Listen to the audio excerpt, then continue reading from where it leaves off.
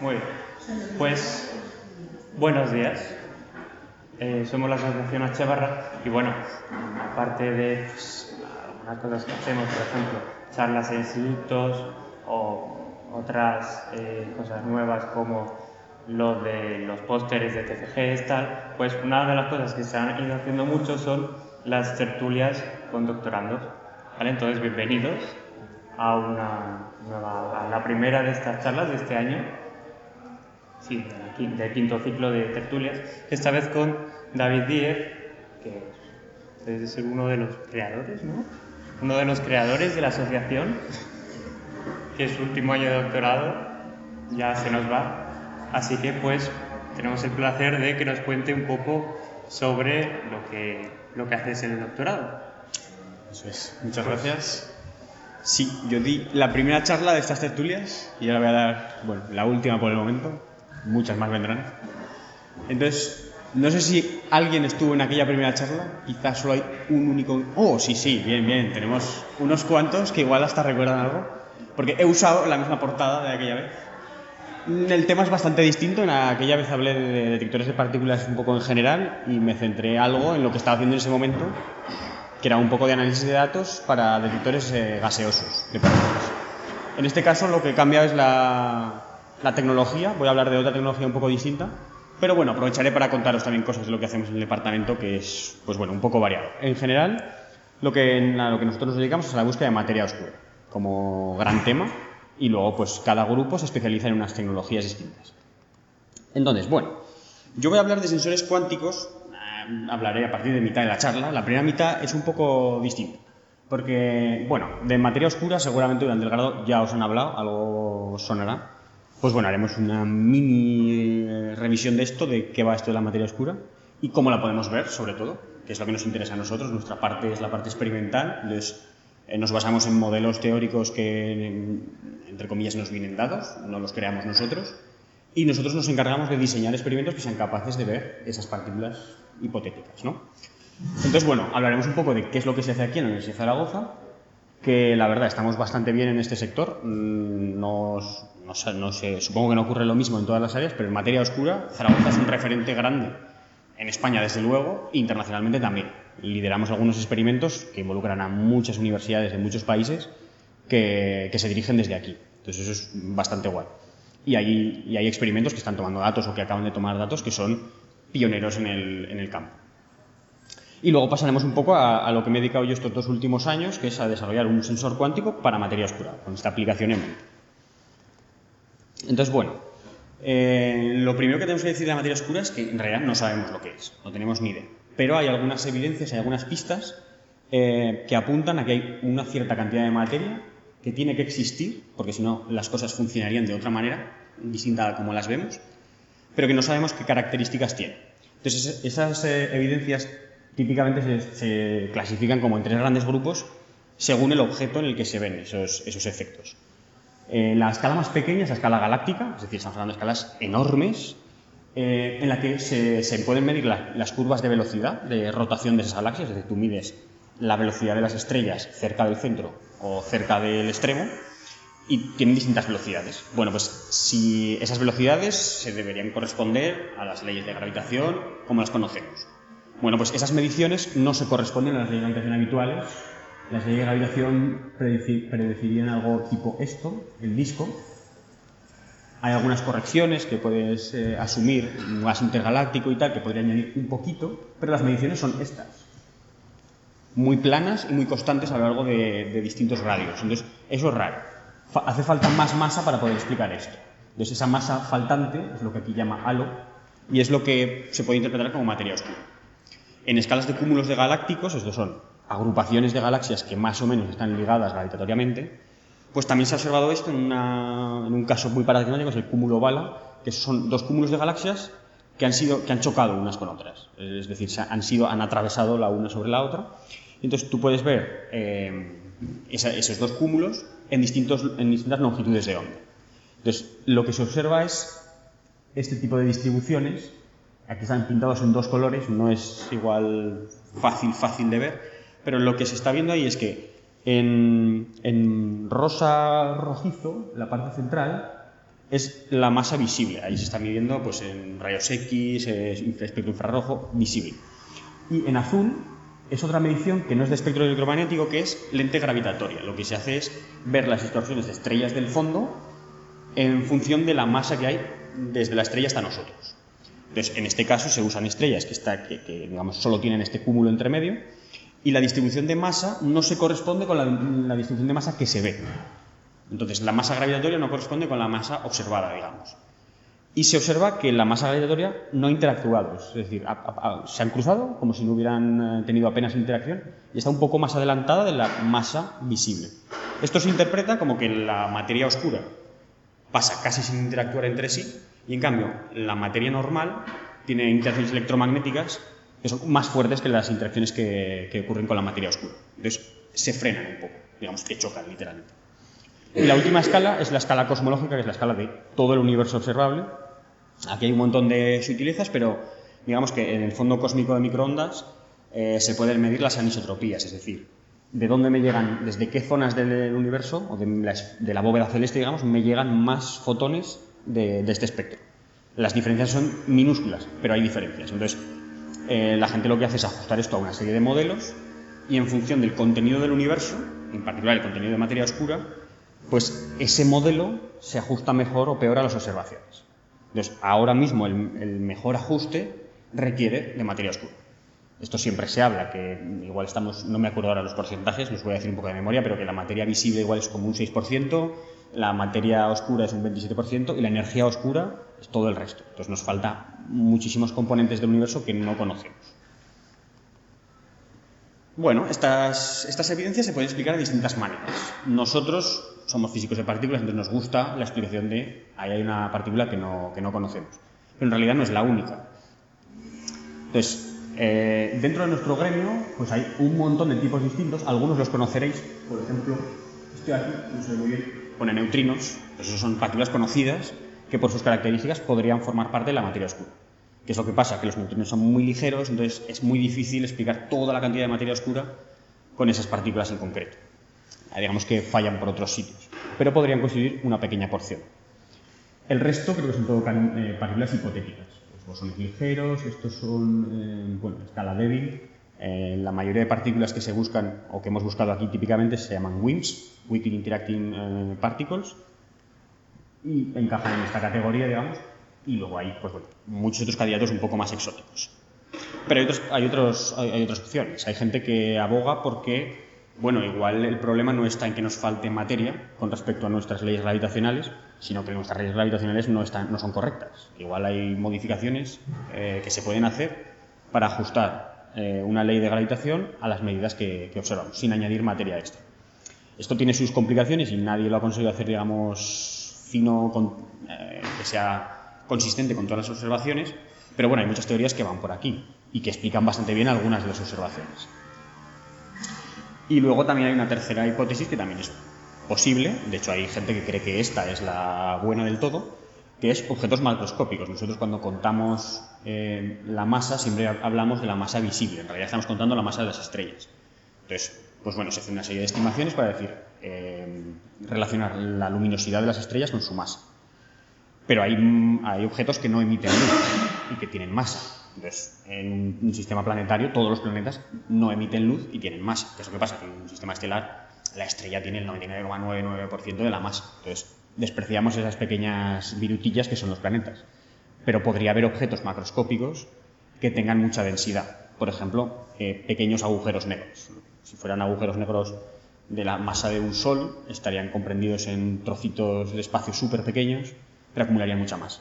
Estos objetos son difíciles de ver y hay algunos rangos, de masa y tamaño que podrían explicar esto. Nosotros nos vamos a centrar aquí un poco en lo de las partículas porque es de lo que sabemos, en realidad. Entonces, hay típicamente 3 canales de detectar partículas o 3 canales históricos. Se han ido abriendo otras cosas recientemente, digamos, que son centelleo, ionización y calor, vamos a llamarlo así. Esto depende de cómo la partícula que interactúa con nuestro detector deja la energía. Entonces, típicamente la partícula que vamos a buscar nosotros es una partícula del estilo de un neutrón, pero que interactúa muy poco. Entonces, lo que vamos a buscar es La partícula que llega choca con nuestro núcleo y rebota. Y empuja un poco a nuestro núcleo. Entonces, según cómo la energía que deja en ese núcleo se pueda ver en el detector, hablamos de unos tipos de detectores u otros. Entonces, hay tres maneras típicas de esto, que es generar carga, generar calor, que son vibraciones en el detector, vibraciones en la red, o emitir luz. Si golpeas el núcleo, lo excitas y se desexcita, emite fotones. Entonces, en base a eso se pueden clasificar la mayoría de experimentos de materia oscura. Aquí, por ejemplo, puedo nombrar a Anaïs, desde aquí de la Universidad de Zaragoza, luego lo volvemos a mencionar, que usa cristales centelleadores. Tenemos por aquí... bueno, muy interesante también. Hay algunos detectores, estos que están aquí en medio o estos de aquí, que usan dos de las vías, es decir, que son capaces de registrar, por ejemplo, estos de aquí, registran luz de centelleo y además ionización. Esto es bastante interesante porque te da dos señales. Entonces, automáticamente puedes descartar un montón de sucesos que sabes que seguro que no son materia oscura, porque puedes identificar pues, por la forma que dejan a la hora de la distribución de energía que dejan, o por la relación entre energía en centelleo y energía en ionización, se pueden clasificar muchas de estas partículas. Entonces son muy interesantes, pero claro, el detector es muchísimo más complejo que medir solo un único canal. Y la cuarta vía que tenemos aquí es un poco especial, son cámaras de burbujas y cámaras de niebla y similares. Lo he puesto ahí está puesto un poco fuera porque es un poco especial. En realidad, esto se basa en tener un material, un líquido habitualmente o un gas, a punto de cambiar de estado. Entonces, en el momento que hay una deposición de energía, en esa zona concreta cambia de estado. Entonces, si es una cámara de burbujas, en una cámara de burbujas aparece en estado gas y en una cámara de niebla aparece en estado líquido, dependiendo de hacia dónde vayas. Ahora mismo no hay muchos detectores de esto, pero históricamente ha habido grandes detectores de este estilo. Por ejemplo, en el CERN, durante muchos años hubo una cámara muy grande y algunas de las partículas del modelo estándar se descubrieron en una cámara de burbujas. Vale, ¿qué tipos de detectores tenemos por aquí en Zaragoza? Pues bueno, el experimento igual más exitoso últimamente ha sido Anaïs, que acaba de tomar datos este año, que son cristales centellados. Entonces, Anaïs es una réplica de otro experimento que se hizo en Italia que decía ver materia oscura. Este experimento busca una modulación en la materia oscura porque si la materia oscura está distribuida uniformemente en el espacio, nosotros giramos alrededor del Sol y el Sol además se mueve alrededor de la galaxia. Entonces, tú en particular estamos como bañados en este halo. Si el Sol se mueve, nosotros digamos que estamos chocando con materia oscura. Pero este giro nuestro hace que a veces vayamos como a favor y a veces vayamos en contra de ese flujo de materia oscura o de ese fondo de materia oscura que hay. Entonces tú lo que esperarías es que en unos momentos del año veas más cuentas y en otros momentos del año, que vas como más lento con respecto a la materia oscura, veas menos. Entonces esa modulación es en lo que se basa este experimento. Y esto es lo que veían el experimento anterior, Gamma Libra, que está en Italia. Entonces este experimento ha estado midiendo durante, 20 años o de ese orden, 15, 20 años, y dicen ver esta modulación. Entonces ha habido dos experimentos que han intentado replicarlo, que son Anaïs y COSINE en Corea, usando la misma tecnología. Mismos detectores, mismo material.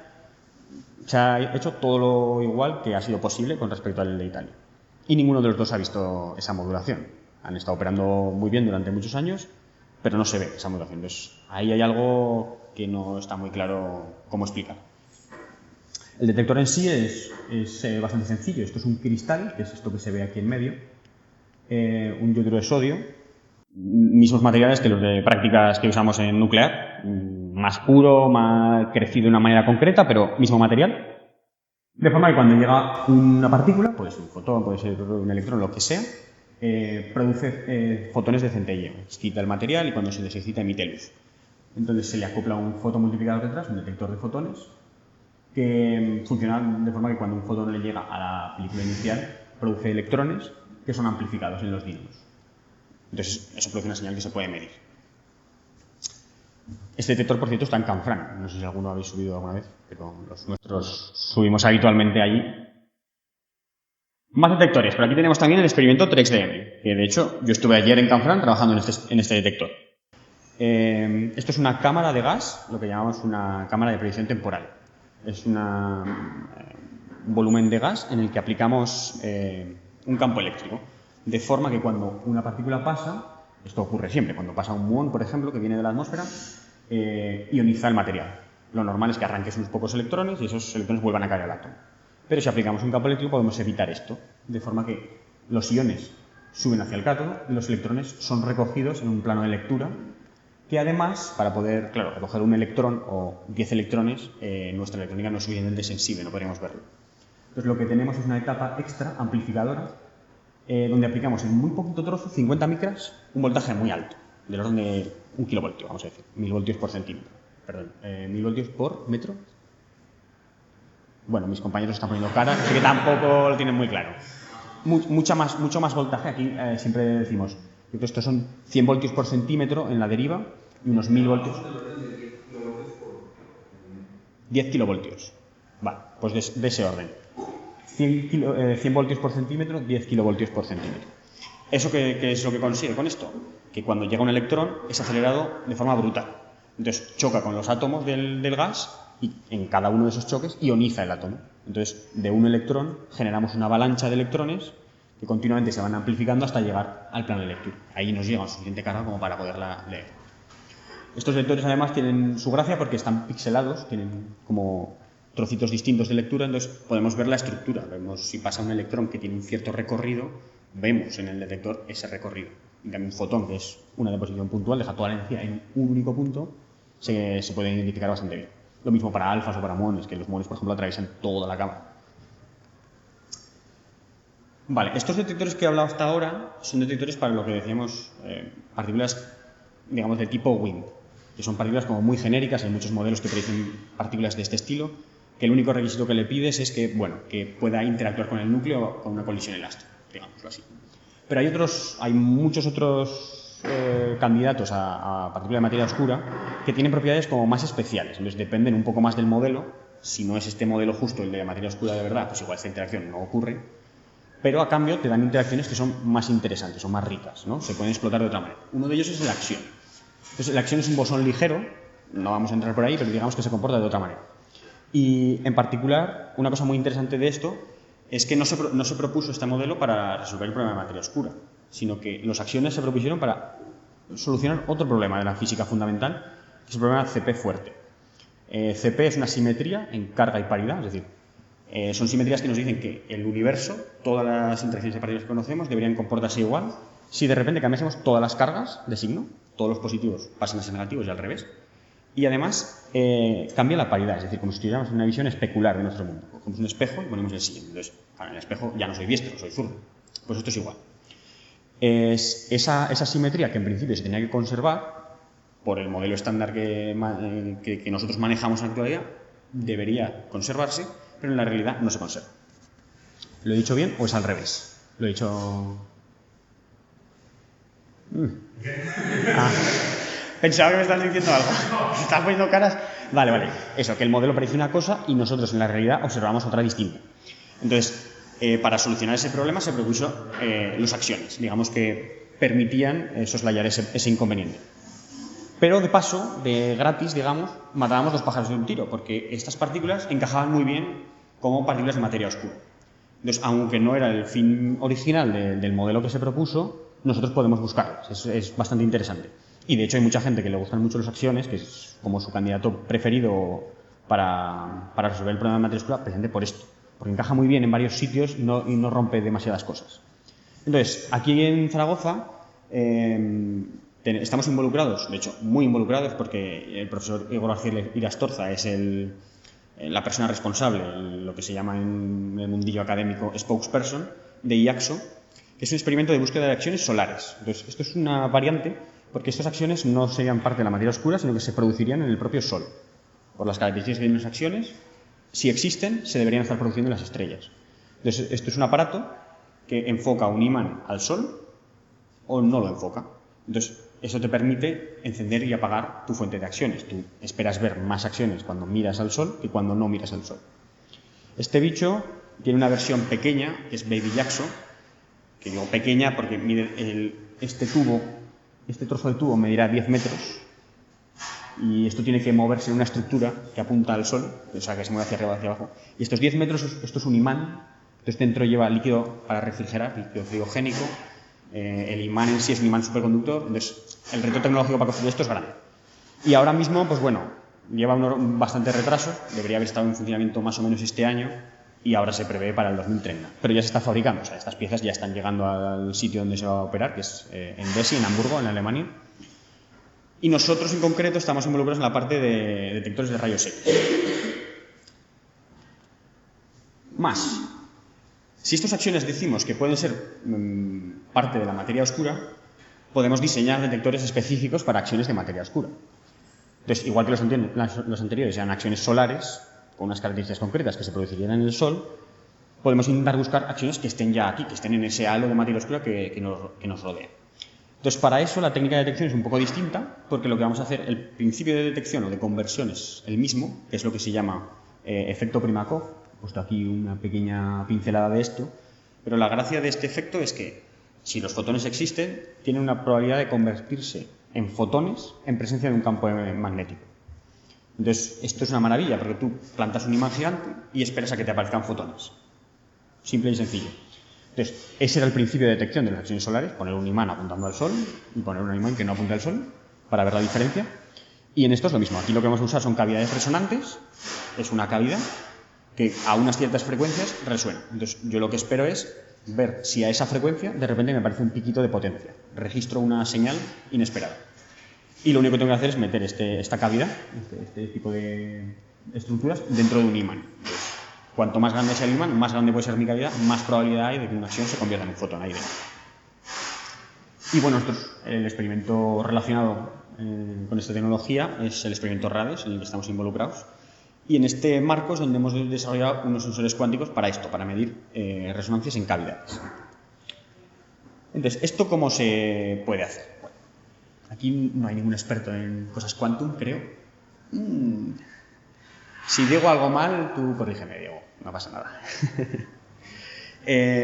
Nosotros lo que hacíamos hasta ahora es, tenemos una cavidad metálica que tiene una frecuencia de resonancia concreta, es decir, si yo emito una señal sinusoidal de tal frecuencia, en algunas frecuencias esa señal desaparece, se disipa, no me vuelve, digamos, al puerto por donde la he inyectado, y en la frecuencia de resonancia de la cavidad, que tiene que ver con las dimensiones geométricas, pues lo típico cuando hacemos la típica práctica de un tubo y ver dónde está el nodo y los vientres, pues hay una frecuencia concreta que resuena en el tubo y otras que no, pues en la cavidad pasa lo mismo. Entonces, nosotros en la frecuencia de resonancia lo que hacemos es inyectar un tono y ver si a la vuelta me vuelve más de la cuenta. Eso querría decir que ha aparecido alguna conversión de fotones. Esto está limitado por muchas cosas, pero si lo haces todo lo bien que se puede hacer, tú vas a estar limitado por las fluctuaciones cuánticas de todo tu sistema. Pero en particular, pues tu antena, el receptor que tú usas para medir esa potencia, eso tiene fluctuaciones que son inevitables. Entonces, estas fluctuaciones, que por supuesto tienen más fluctuaciones, aquí pongo ruido térmico, esto se puede reducir bajando la temperatura, pero aún así llegas a un límite, que es el límite cuántico que no puedes bajar. Entonces, ha habido gente que se le ha ocurrido una forma de medir el contenido de la cavidad sin medir potencia. Esto es lo que llamamos contar fotones. Entonces, aquí el cambio está en que nosotros vamos a medir un observable distinto, es un poco hacer trampas al solitario, porque lo que nos interesa ver en realidad no es medir la potencia. Yo lo que quiero es saber si aparece un fotón o no aparece un fotón. Entonces, ¿para qué voy a medir la potencia si puedo medir directamente fotones? Esta es un poco la idea. Entonces, la representación tradicional, lo que medimos son señales sinusoidales, señales complejas, por eso se representan en un plano I, Q y tal. Y lo que vamos a pasar es a medir otros aparejados observables distintos, que son número de fotones y fase. En nuestro caso, como nos interesan los fotones, lo que vamos a usar, habéis oído hablar del principio de incertidumbre de Heisenberg, entonces no podemos determinar las dos variables con infinita precisión. Aquí lo que hacemos es medir con infinita precisión el número de fotones y que me da igual la fase. Solo quiero saber si hay alguno o no. No me interesa saber si son coherentes entre sí o no. Entonces, bueno, esto es lo que vamos a intentar hacer, ¿vale? Antes de pasar a nuestro montaje, quería poner esta diapositiva, que es de un profe del CERN, un investigador del CERN, que ha estado dirigiendo la iniciativa cuántica del CERN. Entonces, voy a pasarlo rápido, pero sobre todo me gusta esta frase, y es ¿qué es un sensor cuántico? Pues bueno, él dice que es aquel para el que la medida que hacemos, o las capacidades de sensibilidad de ese detector, se fundamentan en nuestra capacidad de manipular o de leer estados cuánticos. Porque, por ejemplo, los efectos que vemos nosotros en nuestros detectores de gas, en realidad son efectos cuánticos. Ahí hay un efecto fotoeléctrico, llega un fotón y arranca un electrón, eso es un efecto cuántico.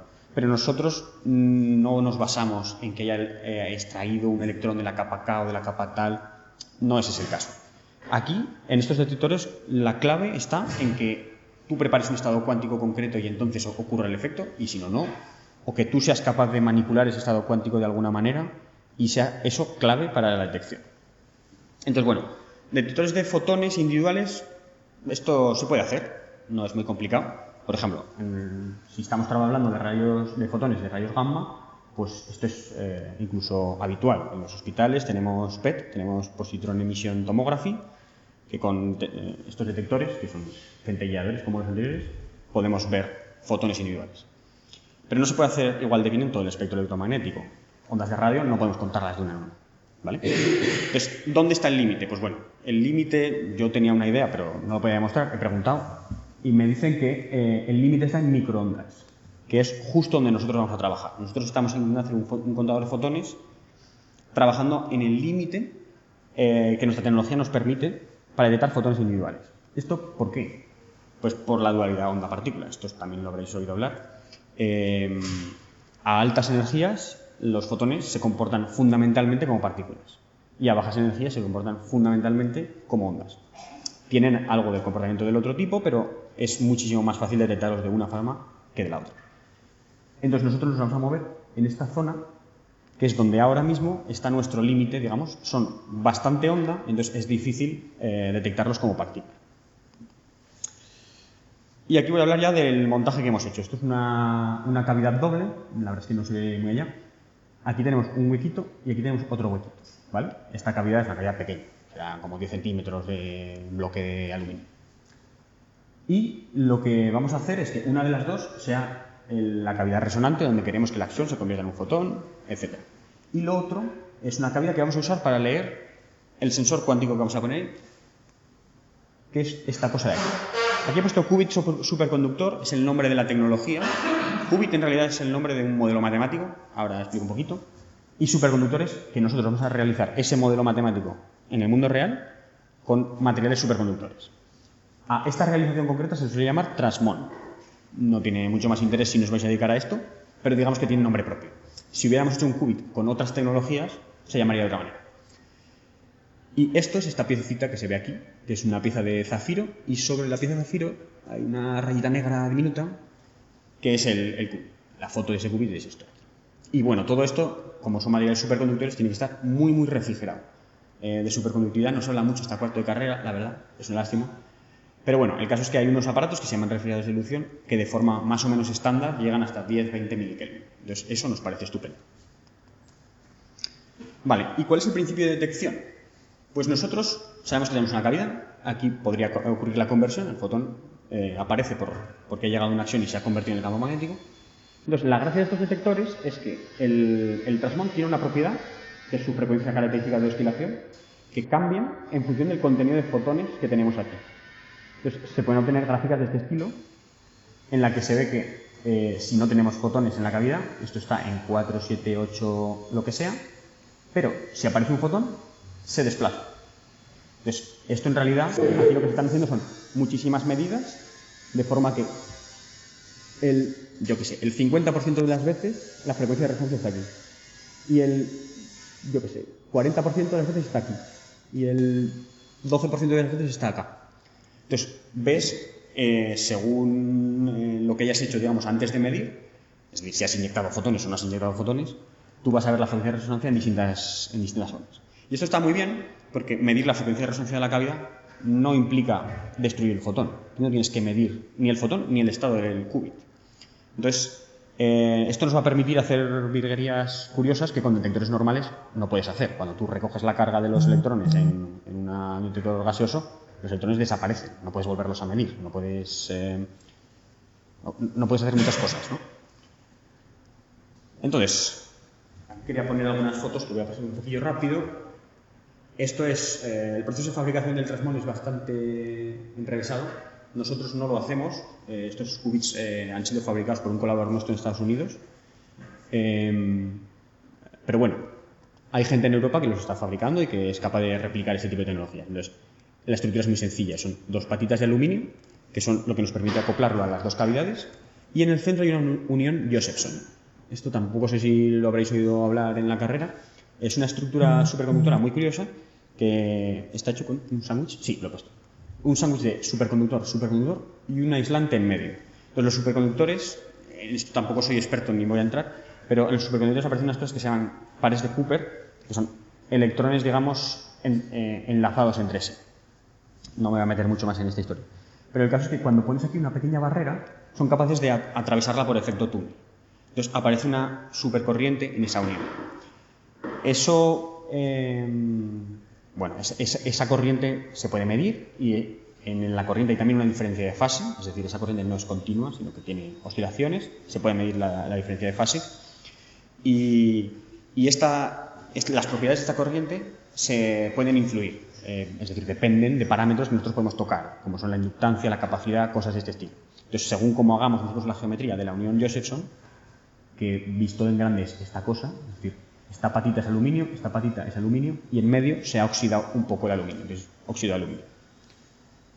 Pues en función de cómo hacemos la geometría podemos darle diferentes propiedades. Vamos a ajustar un poco la frecuencia de resonancia del qubit, podemos acoplarlo de distintas maneras, en fin, cosas de este estilo. Esto que os he contado son qubits superconductores, lo que llamamos Trasmon. Pero hay otras tecnologías para hacer qubits. Entonces, a vosotros los qubits os sonarán de los ordenadores cuánticos. Queremos hacer supremacía cuántica, queremos pasar de contar en bits a contar en qubits, cosas de ese estilo.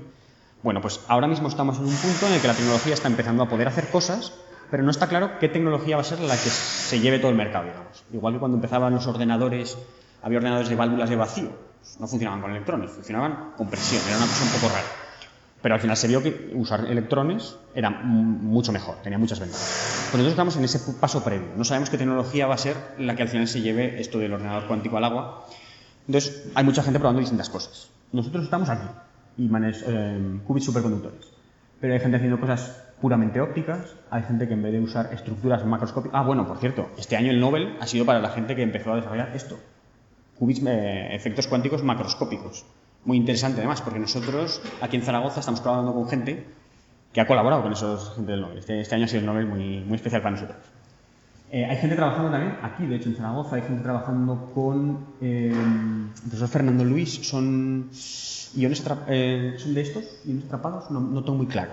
No sé si son iones atrapados o vacantes en la estructura cristalina. A veces lo que se puede hacer es quitar un átomo de la estructura cristalina y entonces eso te da propiedades que se comportan como un qubit.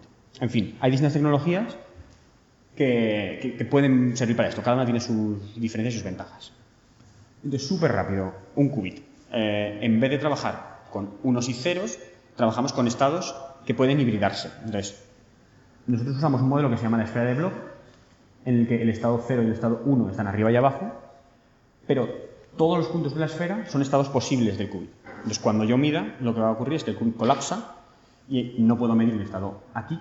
Voy a medir con el, no sé, 80% de probabilidad el estado de arriba y con el 20% de probabilidad el estado de abajo. Cuanto más arriba esté, más probabilidades tengo de medir el estado de arriba.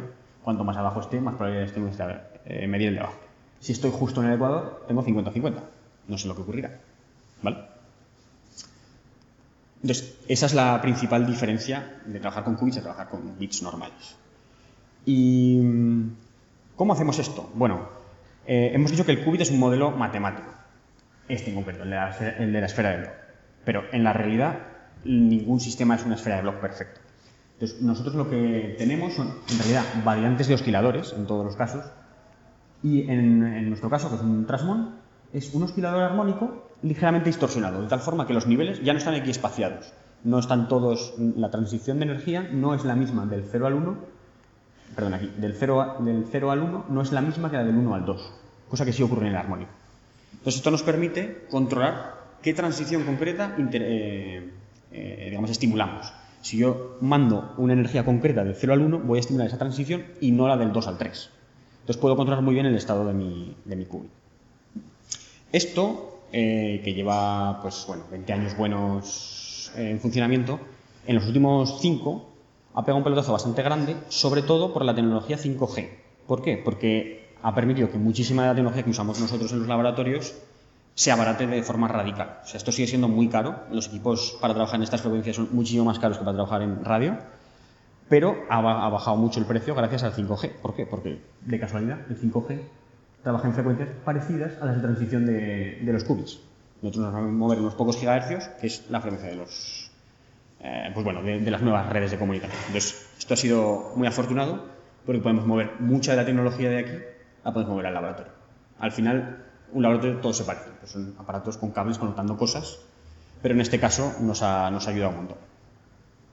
Vale, por aquí voy a pasar súper rápido. He dicho antes que los qubits permiten hacer una serie de medidas, sensar un fotón sin destruirlo. Esto es lo que llamamos medidas sin demolición. Entonces, si yo tengo un fotón que aguanta en la cavidad durante unos pocos microsegundos, no vamos a decir barbaridades, pero 50 microsegundos puede ser un número razonable, yo puedo medir con mi qubit ese fotón suficientemente rápido como para medirlo muchas veces. Muchas veces, bueno, pues depende de tu qubit y de tu sistema, pero aquí, por ejemplo, lo estamos midiendo 21 veces. Entonces, yo lo que hago es, se ha desarrollado un protocolo de lectura que me va a decir que va a responder distinto si hay un fotón o si no hay un fotón. Entonces, en el caso de que hay un fotón, esta secuencia de pulsos mueve el qubit del estado 0 al estado 1 al 0, al 1 al 0, al 1 al 0. Va oscilando. Esto es lo que tenemos aquí. Este tipo de patrones lo tenemos. Cuando no hay fotón en la cavidad, este sistema, este protocolo de lectura, debería dejar el estado en el mismo sitio. ¿Qué es lo que pasa? Que los estados cuánticos no son deterministas. Tú cuando mides tienes pues eso, un 80% de medir uno y un 20% de medir el otro. Entonces, esto nos ayuda a evitar falsos positivos. Si eso midiéramos una vez, pues podría ser que habiendo un fotón el qubit te dé una respuesta que no es. Con esto mitigamos muchísimo los errores. De hecho, aquí hay errores. Aquí hay errores de lectura porque hay momentos en los que el estado no gira, o aquí, por ejemplo, ha girado 3 veces y en principio no debería haber girado ninguno. Con este protocolo podemos, aun a pesar de estos errores de lectura, entender bien qué es lo que está pasando. Quería haceros una pequeña pincelada súper rápida de esto. No voy a pararme en esta gráfica porque es un jaleo. Digamos que a mí me costó una semanica buena para entender qué es lo que está ocurriendo aquí, pero sí que me gustaba mucho este esquema. Este esquema es el esquema de los pulsos que nosotros mandamos al sistema. Nosotros tenemos una cavidad con el qubit ahí en medio y unos puertos que son pues, un pin, un cablecito asomándose a la cavidad. Y por ahí mandamos señales de gigahercios. Entonces, cada uno de estos bloques es una señal. Yo voy a mandar una señal de una frecuencia concreta, de una duración y amplitud determinada para hacer algo. En este caso concreto es esta transición. Yo quiero estimular el qubit y que vaya del estado ground al estado excitado. Pues tengo que lanzar este pulso concreto, que tengo que caracterizar previamente. Lo mismo para la siguiente transición, para pasar del excitado al segundo excitado. Nosotros hemos dicho que en el qubit tenemos 2 niveles, pero esto es mentira. En el sistema físico tú tienes muchos niveles de energía. Entonces, cuando hablamos de qubit es que estamos trabajando solo con 2 niveles. Pero para algunas cosas el tercer nivel te va a afectar, o el cuarto, o el quinto. Cada vez menos, pero muchas veces el tercero se usa. A veces se habla de Q-tricks, porque tienes 3 niveles. Pues en este caso es una manipulación concreta en la que sí que necesitamos el tercer nivel.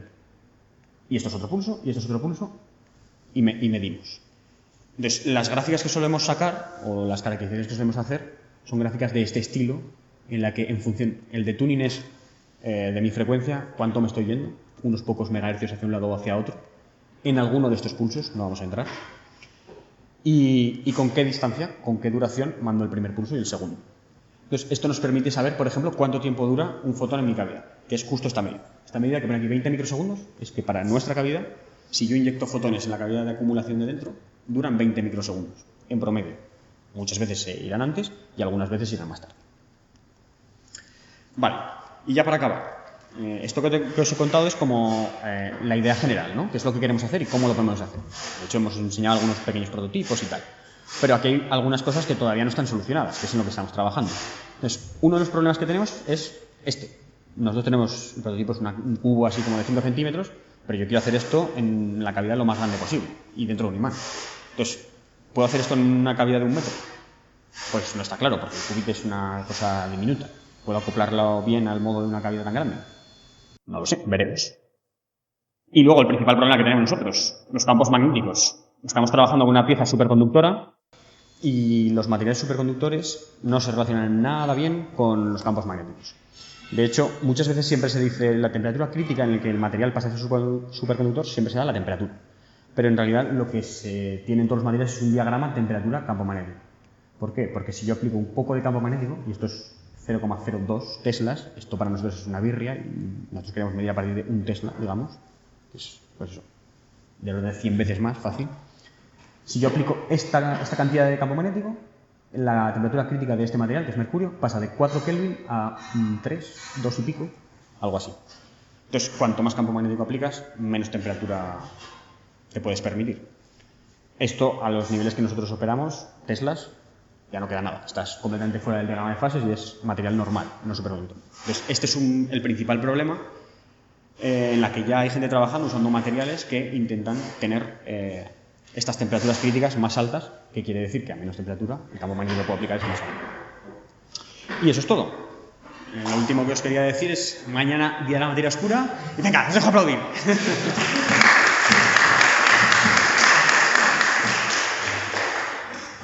Muchas gracias. ¿Alguna pregunta? Que es que tenemos foto ahora del capa y tienen que salir corriendo. Bueno, 10 minutos. Faltábamos los suficientes. ¿Preguntas? Sí. Bueno, si puedes poner nada a minutos eso, solo para... Sí. ¿Esto? Sí. Es un cacharrito muy pequeño, ¿no? Sí. Y has dicho que lo fabrican en Estados Unidos. Este ejemplar concreto que hemos usado nosotros, sí. Y lo tienen que llevar de allí a aquí. Sí. Entonces, ¿cuánto de probable es que se rompa por el camino? No debería serlo demasiado. Nosotros, esta oblea es la que nos llega. Entonces, en el primer envío que nos hicieron, nos lo enviaron, digamos, las piecitas ya cortadas. Esto es una oblea de zafiro y aquí hay un montón, es que no se ve muy bien, pero aquí hay un montón de rayitas, cada una de esas rayitas es un trasmón. Entonces, esto luego hay que cortarlo. La primera vez que nos lo enviaron cortado y digamos que no funcionaron como se esperaba. Entonces, la siguiente vez que nos enviaron esta oblea, en vez de así, ¿veis que aquí hay un material que está como tapando los bordes? Eso es una capa de aluminio que va por encima. El aluminio con otro material resistivo debajo y tal. Entonces, lo que nos hicieron fue mandárnoslo, digamos, sin el último paso de fabricación, que es quitar esa capa de aluminio, para precisamente esto, para protegerlos un poco más. No deberían ser un gran problema en el transporte. Estos bichos, bueno, fallan, pero nunca sabes por qué fallan. Entonces, que el transporte sea el problema, no creo que sea nuestro problema. Y eso que nosotros lo que hacemos es fabricar muchos. Entonces, al final, aquí hay 64. Los 64 no los hemos probado. Pero sí que habremos probado 8 o 10. Entonces, al final, con que uno te funcione, vas bien. ¿Y los hacen ahí porque tiene más calidad de las que se pueden hacer aquí? No, la fabricación es el cuello de botella ahora mismo a nivel mundial. Por ejemplo, cuando hablan, el gobierno de España pone no sé cuántos millones para un ordenador cuántico. Pues yo lo que me pregunto con estas iniciativas es por qué la gente no está fabricando esto a cholón para hacerlo bien, de forma fiable. Que ahora mismo nadie es capaz de hacerlo así. Nadie es capaz de hacerlo bien de forma fiable. La gente que fabrica esto lo que hace es fabricar mucho, entonces fallar bastante y acertar de vez en cuando.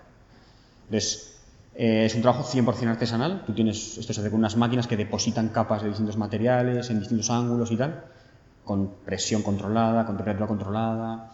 Es una receta totalmente artesanal. Y de un equipo a otro, incluso del mismo fabricante, las cosas pueden cambiar. Porque pues, tu laboratorio está cerca de no sé qué, o tu sensibilidad aquí es un poco distinta. Si se usan distintos materiales en la misma cámara, por ejemplo, también puede afectar, porque vas a tener impurezas. Esto es un poco arte birlibirloque. Pero hay gente que lo hace, ¿eh? En Barcelona nosotros tenemos colaboradores que pueden hacerlo. Tenemos también gente en París y gente en en Helsinki, en la Universidad de Aalto, que son capaces de fabricar estas cosas. O sea, hay gente, se puede hacer. Sí. ¿Se han usado ya estos detectores cuánticos en detectores más grandes para la búsqueda? Sí. Para materia oscura, no. Los pioneros en esto son los americanos que nos fabrican los qubits. Pues es un chico que hizo la tesis en un laboratorio de cosas quantum y en particular lo usó o quería probar si se podía usar esta tecnología que, por ejemplo, los protocolos de lectura vienen de técnicas de espectroscopía nuclear. Entonces, él quería usarlo en qubits y la aplicación fácil era en materia oscura. Pero no se ha llegado a aplicar porque estos cacharros necesitan campo magnético y nadie sabe hacer qubits que sobrevivan en campo magnético. O sea, eso no se ha hecho. no se puede. Entonces, la gente está utilizando, y ese es el principal motivo por el que no se ha usado. Siendo súper puristas, hay un grupo italiano que ha usado un chip cuántico. Es una estrategia un poco distinta, es decir, se lee de otra manera, no es estas medidas sin demolición y tal, pero sí que es un sensor cuántico para materia oscura, y ellos lo que hacen es poner la cavidad y tirar un cable hasta sacar, digamos, el fotón lejos. Entonces, esto tiene otros inconvenientes, pero pueden usar, y han usado, un sensor cuántico para esto. Entonces, técnicamente sí se ha hecho en esa medida, pero bueno, esta tecnología, exactamente esta, no. Y el problema es el campo magnético, ¿no? Hay gente trabajando en buscar otros materiales que aguanten más. Es la principal vía, digamos. Nosotros las medidas que hemos hecho ha sido sin campo magnético. Entonces, para acciones pura, digamos, siendo finos, no valen. Se buscan otros candidatos que son como acciones, pero sin esa interacción con el campo magnético.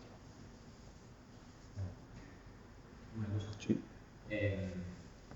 Con el tema de más gente se ha hablado de que se ha iniciado el 5G, porque ha dado la casualidad de que hay un mercado ahí al margen de la investigación, pero que Eso es. colateralmente os favorece como vuestra investigación, y hablabas también de que esto tiene unas limitaciones de producción muy grandes, etc.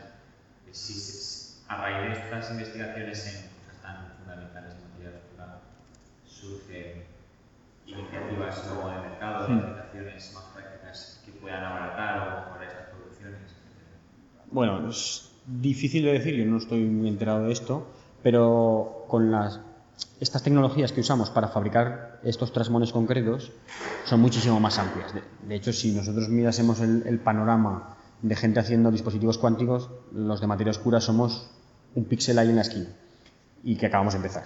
Entonces, hay mucha gente usando estas técnicas de fabricación para otras cosas. Entonces, si alguna de esas otras cosas pega un buen pelotazo, esto se abaratará bastante. Los equipos son súper caros, o sea, estamos hablando de equipos de igual de 1 millón de euros, y que típicamente tienes uno por instituto de investigación. Entonces, es un equipo que está muy compartido con mucha gente. Aquí en el INMA, por ejemplo, hay aparatos parecidos que no tengo muy claro si alcanzan, digamos, las capacidades que se necesitan para esto, pero que están ahí, que se usan para fabricar squids, por ejemplo, que también usan uniones Josephson. Entonces, sospecho que se podrían hacer aquí en Zaragoza también. Yo he preguntado por ahí y no he tenido una respuesta muy clara, pero mi impresión es que se podrían hacer aquí en Zaragoza, por ejemplo. Y son equipos, eso, que son siempre compartidos. Entonces, la gente los usa para muchas cosas, y una de las limitaciones es que tú no puedes estar fabricando esto. Hacer una fabricación de estas te dura, vamos a decir, que una jornada de trabajo entera. Entonces, sin tener en cuenta el diseño. O sea, tú tienes el diseño ya y lo metes en la máquina y tienes que estar un poco pendiente, pues, del orden de 6-8 horas. Entonces, claro, eso es mucho rato de usar una máquina muy solicitada. Entonces, no puedes hacerlo todos los días. Si esto tuviera una aplicación mucho más directa, se echaría dinero ahí tranquilamente y se fabricaría más y mejor. Aplicaciones directas para esto es complicado porque necesitas milikelvin. Entonces, necesitas estar en un refrigerador de reducción, y eso ahora mismo no es muy fácil. No sé, es un cacharro que no se puede llevar, no se puede mover, no se puede tal. Entonces, por eso la computación cuántica es la que ha tirado mucho de este sector, porque promete cosas muy enormes que, si salen bien, es un pelotazo increíble. Todo lo demás, por ejemplo, sensores cuánticos, ha venido un poco a raíz de eso, de decir, bueno, pues ya que esto del quantum computing no está tirando tanto, ¿qué puedo hacer con lo que ya tengo? Pues puedo hacer esto. De hecho, es una de las... En eso sí que somos bastante pioneros, una aplicación directa de sensores cuánticos que hasta ahora estaban un poco, pues, digamos, en PowerPoint. O sea, que un poco más allá de la computación cuántica, tampoco parece que haya otra cosa. No, aquí hay mucha gente. Para sensores cuánticos hay gente que está usando esto para, por ejemplo, se quiere usar para... Bueno, esto es un contador de fotones de microondas. Entonces, si tú necesitas medir fotones individuales de ese rango de energías, para adelante. Entonces, esta tecnología se empezó a usar, por ejemplo, para medir flipeos de spin en cadenas electrónicas. Esto no tengo muy claro si se ha usado para algo aplicado, que no sea solo estudio fundamental de cómo se comporta el sistema, pero bueno, hay aplicaciones por ahí. También tenemos unos colaboradores, por ejemplo, que quieren usar esto para medir la línea de 21 centímetros del hidrógeno. Una antena para mirar al espacio y intentar detectar fotones individuales, que hasta ahora no se hace así, se hace midiendo potencia. Entonces, bueno, hay aplicaciones, pero digamos que de momento no parece que vayan a revolucionar el mercado de hoy para mañana. Muy bien. Sí, Raquel. Nos has explicado cómo diferenciar la cámara si hay o no fotos. Sí. Pero luego, para la aplicación de materia oscura, ¿cómo diferencias el fotón es de una partícula desconocida o de alguna otra cosa? Muy buena pregunta. Nosotros lo que vemos al final es un fondo de fotones. Me hace 7 clics en cada 10.000 veces, lo que sea. Yo no sé dónde vienen esos fotones. Entonces, esto nos pasa también en los experimentos normales de materia oscura. Nosotros tenemos eventos y o sea, te quitas todo lo que puedes, pero al final te quedan unos cuantos que no sabes, podrían ser materia oscura. Entonces, aquí nos va a pasar lo mismo. ¿Qué es lo que pasa? Que en estos detectores, esto siempre se dice en todos los detectores, pero lo voy a volver a decir. Se espera poco fondo, porque no se conocen fondos que produzcan fotones en un sistema cerrado, como es una cavidad, que produzcan fotones de forma espontánea. Entonces, que no se conozcan no quiere decir que no haya. De hecho, cuando hemos hecho estas medidas, yo veo fotones, veo cosas. Entonces, ahora el trabajo nuestro es explicar qué son esos fondos que vemos. Si son muy bajos, pues tenemos menos trabajo que hacer. Pero si hay fotones, te toca ir al detector y decir, a ver, ¿esto cómo lo hemos enchufado? ¿Se me pueden estar colando fotones por aquí o por allá? ¿Puede haber algún proceso en el propio cobre o aluminio de la cavidad que produzca fotones de esas energías? ¿Puedo estar metiéndolo por el pin del puerto sin querer? Eso es lo que te toca ir iterando. Pero sí, en principio esto no puede distinguir de dónde viene el fotón. ¿Alguna cosa más? Si no, chapamos. No creo que llegue la foto. Muy bien. Muchas gracias.